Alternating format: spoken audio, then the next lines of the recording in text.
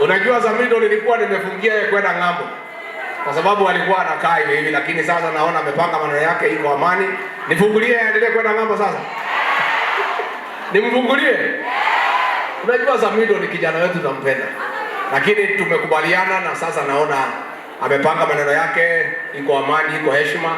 Sasa nilikuwa nimesema asiende ng'ambo, sasa mumepitisha tumfungulie. Unajua Zamido ni police officer wetu.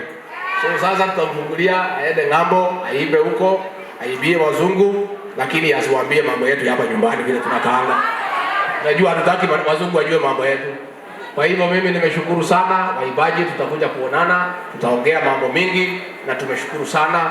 Na nikimalizia nipongeze gavana wetu wa Matangi, lakini wewe uendelee, lakini mambo ya pombe utatusaidia kiasi. Watu yako wako chini kidogo. Tukiweka hii sheria tunataka tuinue kidogo, kwa sababu hapa Kiambu tumelemewa kiasi.